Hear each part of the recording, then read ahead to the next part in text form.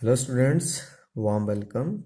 This is ninth class science and we are going to study about the radioactivity and various model of atom that are part of ninth class.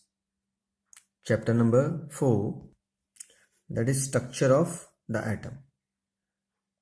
In this video we will try to cover the first of all the discovery of the radioactivity, and after that we will try to cover the model 1 or 2 whatsoever. देखते हैं कितने cover रहते हैं आज की date में. तो please with a big smile and the positive attitude we will start this video, and you are here on the Vigyanans channel with Hardeep Singh. So first of all, what is radioactivity actually? It is the spontaneous emission of alpha और beta and gamma. ध्यान रखने वाली बात है, क्या कहा मैंने कि स्पॉन्टेनियस मतलब अपने आप एमिशन होता है. ठीक है, किसी का अल्फा या बीटा, अल्फा होगा या बीटा होगा, गामा साथ में आएगा. ठीक है ना, अल्फा और beta and gamma particles oblique rays from an atom. किसी एटम में से अल्फा बीटा गामा इन पार्टिकल्स या रेज का निकलना क्या कहलाता है? रेडियोएक्टिविटी कहलाता है. अब थोड़ा देखेंगे आप. देखिए जो अल्फा है, this is alpha, right. Beta को इस तरह से लिखा जाता है, दिस इज गामा, राइट. तो alpha beta gamma, this type of. अब अगर ये एक निकले, मान लीजिए सिंगल जा रहा है, तो इसको मैं क्या कहूंगा? This is. तो इसको क्या कहना? Particle, right. और अगर ये नंबर ऑफ पार्टिकल इकट्ठे जाने शुरू हो गए तो ये क्या बनेगी? दिस इज रे. तो ऐसा कुछ नहीं था, मैंने वहां क्या लगाया? बीच में डैश लगाया है. तो it is the spontaneous emission of the alpha beta. ठीक है, अल्फा और बीटा, ये ध्यान रखना, या तो अल्फा होगा या बीटा होगा, एंड गामा रेज और particles from an atom, right. This is called the radioactivity. अब क्वेश्चन ये आया कि ऐसा क्यों है? वाई द एलिमेंट्स आर और the atoms produce this alpha beta और गामा रेज. दूसरा, क्या every atom have the capacity to produce this, या वाई एटम्स प्रोड्यूस दिस? इसके साथ एक कारण रहता है बेटे, अगर किसी एटम के अंदर neutron is equal to proton रहते हैं तो उसके अंदर स्टेबिलिटी रहती है, तो वो स्टेबल होते हैं. जैसे जैसे हम पीरियोडिक टेबल के लास्ट में जाते हैं तो क्या होता है? न्यूट्रॉन जो है they are much more than the protons. तो न्यूट्रॉन की संख्या प्रोटॉन से बढ़नी शुरू हो जाती है, जिससे कुछ एक अनस्टेबिलिटी हो जाती है. 9th क्लास तक बात करेंगे हम, मैं उससे ऊपर नहीं बात करा अभी, ताकि आप इस लेवल तक समझ सको जिन्होंने बेसिक साइंस करनी है. उसके बाद जो मेडिकल नॉन मेडिकल रखे हो इससे बड़ा कंसेप्ट आगे समझेंगे. तो इसके अंदर क्या आ गई? इंस्टेबिलिटी आ गई, ये अनस्टेबल हो गया, राइट. तो अनस्टेबिलिटी के कारण ये जो एटम होता है ये ब्रेक हो जाता है. जब ये एटम ब्रेक करता है तो इसके ब्रेक होने से अल्फा बीटा, या तो अल्फा निकलेंगे या बीटा, या फिर क्या निकलती हैं? गामा रेज या गामा पार्टिकल्स प्रोड्यूस होते हैं. This is the radio activity, right. अब रेडियो एक्टिव एलिमेंट्स कौन से होंगे? जो पीरियोडिक टेबल में थोड़े लास्ट में जाके, पीछे जाके है, राइट. अब चलते हैं आगे. डिस्कवरी कैसे हुई है इसकी? डिस्कवरी हुई किसने की? By Henry Becker. किसने की है? हेनरी बेकर ने इसकी डिस्कवरी की थी. एक और बात ध्यान रखने वाली बेटे बात है, वो ये है कि इन 1860 इट इज ए सिरेंडिपिटी. क्या है ये? Serendipity. It is serendipity. Serendipity क्या होती है? Discovery by luck, discovery by chance. ठीक है, कोई भी चीज अगर किस्मत से वैसे ही तीर तुक्का दिल में ना भी हो फिर भी डिस्कवर हो जाए तो उसको क्या कहा जाता है? That is called serendipity. तो रेडियो एक्टिविटी इज द, ठीक है, बाय हेनरी बेकर 1896 में डिस्कवर. इससे पहले भी कईयों ने काम किया, जैसे 1819, ठीक है, 1895 में रंजन ने एक्सरे की डिस्कवरी की थी, तो वो भी इसी तरह से प्रोड्यूस हो रही थी. तो हेनरी बेकर किसके साथ काम कर रहे थे? एक साल्ट था, दैट इज पोटेशियम यूरेनाइल सल्फेट. इसको अपने ड्रॉयर में रखा हुआ था और एक्सीडेंटली क्या किया? फोटोग्राफिक जो प्लेट्स थी उस पर इफेक्ट पड़ गया और तुक्का लग गया इनको, फिर लगा कुछ ऐसी रेड्स हैं जो क्या कर रही हैं, इस पूरे हमारे ड्रॉर से बाहर तक जाके भी इफेक्ट क्लोज करती हैं, इतनी कैपेसिटी उन रेज के अंदर है। तो उन्होंने उन रेज का नाम क्या रखा था, they are the Becquerel raise.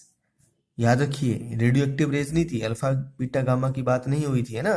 तो इन्होंने क्या नाम दिया था उस टाइम पे, बैकरल रेज। ओके, तो यहां तक इसकी डिस्कवरी होगी। किसने डिस्कवरी की, हेनरी बैकरल ने। सेरेंडिपिटी से हुई। साल्ट कौन सा था, पोटेशियम यूरेनाइल सल्फेट पे काम कर रहे थे, और हुआ क्या है, उससे इफेक्ट पड़ गया उनके जो मेटालिक ड्रॉर था उससे बाहर भी चीजों पे, राइट। तो उन्होंने वहां से आइडिया लगाया इसके ऊपर, और उसी टाइम पे साइमल्टेनियसली वर्क किसने किया था, बाय द, ठीक है, Roentgen discovery of X-rays was there. तो ये चीजें यहाँ चलती थी, बट अभी भी ये बैकरल रेज का टाइप क्या रहता है, कैसी होती हैं, इसके बारे में नहीं पता था, राइट। इन 1898 कौन आए, क्यूरी कपल है ये। क्यूरी कपल कौन, मैडम क्यूरी के नाम से ज्यादा फेमस है, हस्बैंड को बेचारे को कौन जानता था। तो मैडम क्यूरी या मैरी क्यूरी और उनके हस्बैंड पीरे क्यूरी, ये दोनों ही काम कर रहे थे, ठीक है। उन्होंने शुरू से ही पिच ब्लेंड पे काम किया, और दे डिस्कवर्ड पोलेनियम। जो पहला जो एलिमेंट था पोलैंड के थे, तो पोलेनियम के नाम से आया। और दूसरा जो एलिमेंट इन्होंने रेडियो एक्टिव एलिमेंट डिस्कवर किया वो क्या था, रेडियम। अब यहाँ ये कंडीशन आई है, तो इन्होंने दो रेस, तो दो पार्टिकल्स तो इन्होंने ही बता दिए थे, they are the alpha and the beta. ध्यान रखिए, अल्फा और बीटा किसने बताए, ठीक है, क्यूरी कपल ने बताए थे। लेकिन गामा अभी इनसे नहीं डिस्कवर हुआ था, दैट इज बाय बोलार्ड। तो गामा किसने किया, बोलार्ड ने डिस्कवर किया। अगर हम इन तीनों पार्टिकल्स को देखते हैं बच्चे, तो तीनों की अलग अलग प्रॉपर्टीज हैं। थोड़ा सा प्रॉपर्टी पर डिस्कस करते हैं। ये जो अल्फा पार्टिकल रहता है हमारा, अल्फा पार्टिकल का जो मास है, दिस इज 4। कितना रहता है, 4 रहता है।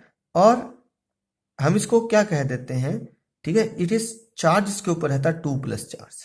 क्या रहता है, 2 प्लस चार्ज। मास इसका 4 है, चार्ज इसके ऊपर 2 प्लस रहता है, ठीक है। अगर हम इसको और क्या कहते हैं, हम इसको हीलियम न्यूक्लियस भी कह देते हैं। क्या कहते हैं इसको हम, हीलियम न्यूक्लियस। अब हीलियम का अगर आपको बेटे एटॉमिक नंबर पता है, कितना एटॉमिक नंबर है, 4, राइट।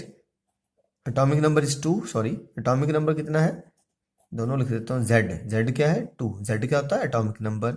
और एटॉमिक मास कितना है इसका, 4 है। अब इसके अंदर बेटे अगर बात करते हैं हम, इसको अगर स्ट्रक्चर बनाऊं मैं, तो हीलियम के अंदर कितने हैं, अभी तक जो पता थे, 2 क्या है, प्रोटॉन, और इसके सराउंडिंग पे क्या घूम रहे हैं, 2 इलेक्ट्रॉन घूम रहे हैं, राइट। ये दोनों ही इलेक्ट्रॉन को डोनेट कर देता है, 2 इलेक्ट्रॉन दे दिए। अगर हमने पढ़ा है ना, के एल एम शेल पिछले में, तो 2, तो इसमें क्या किया इसने, देखिए कितना है, 2 4 है ना, हीलियम का 2 एंड 4, तो पहले में 2 ही भरे होते, इसने 2 ही दे दिए। जब इसके 2 इलेक्ट्रॉन चले गए, तो इसके अंदर 2 प्रोटॉन बच गए, इसलिए हीलियम के ऊपर क्या चार्ज आ गया, 2 प्लस। तो देखिए अल्फा पे भी क्या चार्ज है, 2 प्लस, लेकिन हीलियम का मास कितना है, 4, तो इसको रिजेंबल कर रहा है ना। तो इसलिए अल्फा पार्टिकल किसको रिजेंबल करता है, it resemble the helium nucleus भी कहते हैं इसको, राइट। जब भी किसी सब्सटेंस में से, किसी भी एटम में से क्या निकलता है, अल्फा पार्टिकल निकलता है, तो उसका मास जो होता है वो 4 से कम हो जाता है, और उसका एटॉमिक नंबर 2 से कम हो जाता है। याद रखिए, बिल्कुल हीलियम की तरह। मास कितने से कम करना है, 4 से, और ठीक है, एटॉमिक नंबर कितने से कम कर देना है, 2 से कम कर देना। इसी तरह से बीटा जो देखते हैं, ये सबसे हैवीएस्ट पार्टिकल है। उसके बाद किसका नंबर आता है, गामा। गामा के ऊपर नेगेटिव चार्ज रहता है, इट इज, ठीक है, इक्वल टू इलेक्ट्रॉन के हम इक्वल मानते हैं इसको 1 नेगेटिव चार्ज मानते हैं। और बीटा के नेगेटिव चार्ज है, गामा नो चार्ज, गामा के ऊपर कोई चार्ज नहीं होता, ध्यान रखिएगा। गामा पे कोई चार्ज नहीं, बीटा पे नेगेटिव चार्ज है, अल्फा पे क्या आ गया, पॉजिटिव चार्ज है। ये सबसे हैवीएस्ट है, और ये, ठीक है, इसका जो पार्टिकल साइज है यहाँ तक आ जाता है। क्लियर। तो यहाँ से इसकी जब डिस्कवरी हुई, तो इसको अब हमें पता लग गया क्या इसकी प्रॉपर्टीज हैं, और कैसे हम इसको, हाँ, अगर इनको अलग करना रहता है तो कैसे अलग कर देते हैं, हम क्या करेंगे, एक कैविटी यूज करते हैं, that is lead cavity, PB की। लेड की कैविटी को यूज किया जाता है, उसमें हम क्या रख लेते हैं, कोई भी रेडियो एलिमेंट रखते हैं। अब यहां से जब इसकी पार्टिकल्स निकलेंगे, रेज की फॉर्म में निकलते हैं, तो क्या करते हैं, एक तरफ पॉजिटिव चार्ज या एक तरफ नेगेटिव चार्ज लगा देते हैं। अब क्या होता है, जो नेगेटिव चार्ज को अट्रैक्ट होने वाली चीज है, ठीक है, पॉजिटिव की तरफ कौन जाएगा, बीटा पार्टिकल। तो बीटा सबसे हल्का है, इसलिए ये बड़ी पास से मुड़ जाएगा इसकी तरफ को, राइट। और उसके बाद कौन मुड़ेगा, ये पार्टिकल्स, और जो सीधे चले गए वो कौन से हो गए, गामा। तो ये गामा आ गए, ठीक है, ये कौन आ गए, अल्फा, और ये कौन आ गए, बीटा। इसी प्रैक्टिकल को यूज किसने किया, इस मेथड को रदरफोर्ड ने जाके अपने, ठीक है, किसमें यूज किया था, गोल्ड फॉयल एक्सपेरिमेंट में यूज किया। अभी हम वहीं चलते हैं, तो चलते हैं मॉडल्स की तरफ। जो फर्स्ट मॉडल था that was given by J J Thompson. Atom का जो फर्स्ट मॉडल दिया किसने दिया, जे जे थॉमसन ने दिया। उसने क्या बोला, इसको बोलते हैं पलम पुडिंग मॉडल। क्या कहते हैं, पलम पुडिंग मॉडल। जहाँ हम अपने यहाँ देख सकते हैं, आपने कई बार, ठीक है, मीठा खाया होगा, शादियों में जाते हैं तो उसमें भी क्या होता है, चीनी का चाशनी बनाई होती है ना, और उसके बीच में क्या होता है, ड्राई फ्रूट तैर रहे होते हैं ना, या नहीं। अब वो क्या कहता है, कहता है वो चाशनी का जो बेस है सारे का सारा, जो नीचे चाशनी है ना, वो सारी क्या है, वो पॉजिटिव चीज है, वो क्या है, पॉजिटिव। और बीच में जो सस्पेंडेड मटेरियल है वो कौन है, नेगेटिव। ये ऐसा कहा, तो इसको क्या कह दिया गया, कई नाम से इसको फेमस किया गया। तो ये स्ट्रक्चर याद रखिए कि नेगेटिव जो है, ठीक है, they are present in between the, इसके बीच में पॉजिटिव चार्ज स्फीयर। अब इसको और क्या नाम दिया गया, इसको वाटरमेलन मॉडल बोला गया। वाटरमेलन किसको बोलते हैं, तरबूज को। अगर वाटरमेलन आपने खाया है तो आप जानते हैं सारा किस रंग का होता है, वो रेड कलर का, बीच में काले काले से बीज होते हैं। तो वहां क्या कहा गया, जो काले काले बीज हैं दे आर नेगेटिव चार्ज, बाकी सारा क्या है, जो रेड पार्ट है दैट इज पॉजिटिव चार्ज। या ice cream with the cherries, ice cream खाई होगी, इसमें चेरीज होंगी, जो बीच में चेरीज है they are of negative charge and ice cream is of positive charge. अलग अलग तरीके से इसको समझाया जा सकता है, लेकिन जो बेस है वो सारा पॉजिटिव है, ठीक है जी, और जो सफियर सारे का सारा पॉजिटिव है, और नेगेटिव चार्ज इसके बीच में क्या है, सस्पेंडेड। बट ये किसने कहा, जे जे थॉमसन मॉडल था।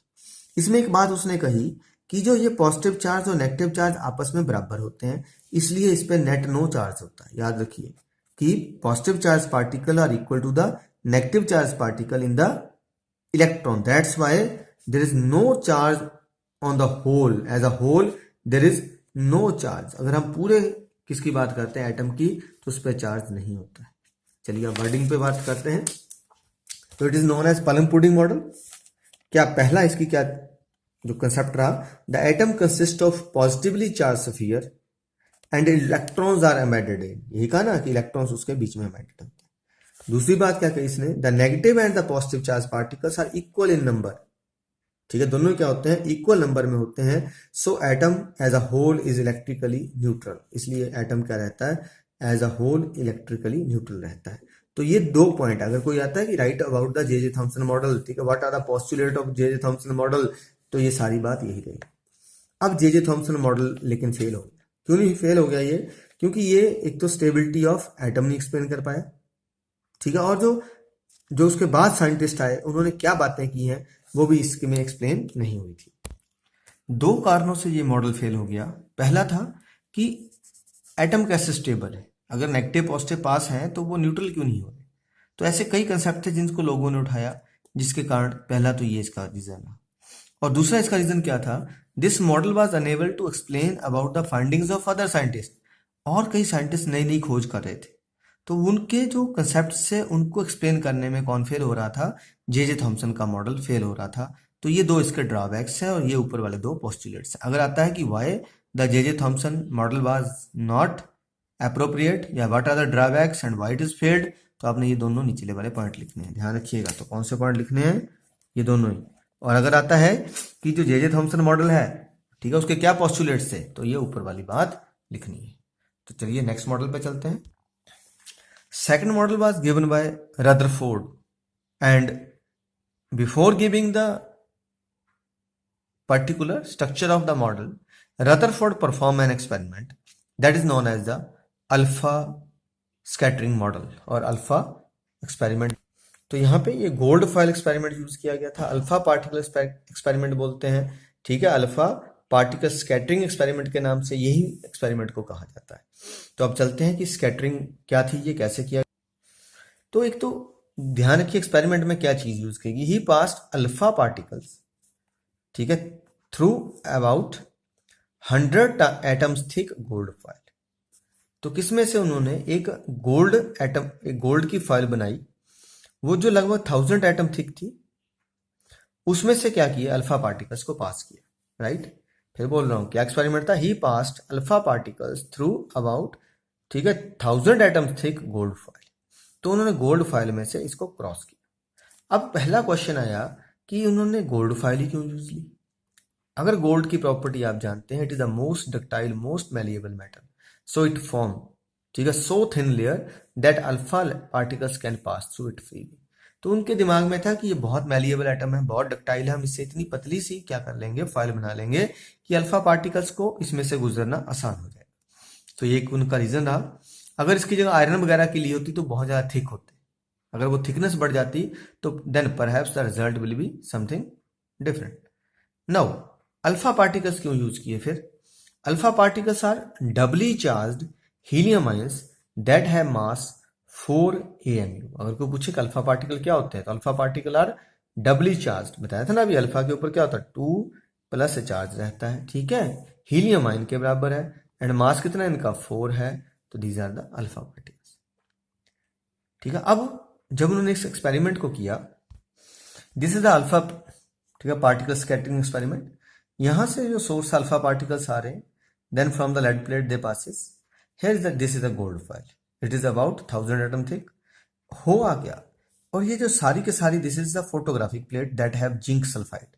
ध्यान रखिएगा इसके ऊपर क्या लगाया गया था, zinc sulphide, because when these particle strike with it, ठीक है, देयर इज द फ्लोरिसेंस, यहां पे चमक आ जाएगी कि कहां पार्टिकल स्ट्राइक किया है, ताकि हमें पता लग जाए कि पार्टिकल्स कहां स्ट्राइक कर रहे हैं। इसलिए यहां क्या लगाई गई है, एक फोटोग्राफिक प्लेट, उसके ऊपर क्या लेयर है, जिंक सल्फाइड की, जो क्या शो करती है, फ्लोरिसेंस करती है। कल भी आपने पढ़ा था फ्लोरिसेंट एंड फॉस्फोरिसेंस, तो यहाँ ये क्या करती है, फ्लोरिसेंस, ठीक है। तो यहां से जब पार्टिकल्स निकले तो फिर वही मेथड लगाया जो आपको कहा, कौन से वाला, ताकि अल्फा पार्टिकल्स ही जाए बाकी ना जाए। तो सेम मेथड ये लगाया गया, पीवी है, आगे स्क्रीनिंग है, एक तरफ पॉजिटिव एक तरफ नेगेटिव। तो क्या हुआ, एक तरफ से अल्फा पार्टिकल आ रहे हैं, बीटा गामा, अब क्या किया गया, अल्फा बीटा और गामा को ब्लॉक कर दिया गया, सिर्फ इन्हीं पार्टिकल्स को आगे जाके कहां पे पास करने दिया गया, through the gold foil, and after that they strike with the zinc sulphide. And from this उनकी एक्सपेक्टेशन क्या थी कि जब ये सामने टकराएंगे तो पहले सोच के बैठे थे कि as the alpha particle were heavier, कहते हैं अल्फा पार्टिकल का मास कितना 4 है देन प्रोटॉन, प्रोटॉन से तो हैवियर है, so it was expected that alpha particle would be deflected. इसलिए सोचा था कि जितने अल्फा पार्टिकल है वो डिफ्लेक्ट हो जाएंगे, वो सीधे सीधे जाएंगे नहीं, ये उनकी एक्सपेक्टेशन थी। Then what was the result, result was something different. Most of the fast moving alpha particles pass straight through the gold foil. ज्यादा पार्टिकल्स क्या हुआ, जो गोल्ड फॉइल थी उसमें से सीधे ही गुजर गए। Some of the alpha particles were deflected by small angles. अगर आपसे पूछा क्या ऑब्जर्वेशन थी, तो ये ऑब्जर्वेशन ज्यादा ध्यान रखने वाले, रिजल्ट से ज्यादा ध्यान रखिएगा कि some of alpha particles were deflected by small angle, कुछ अल्फा पार्टिकल्स थे जो थोड़े एंगल से मुड़ गए। 1 आउट ऑफ 12,000 रिबाउंड बैक।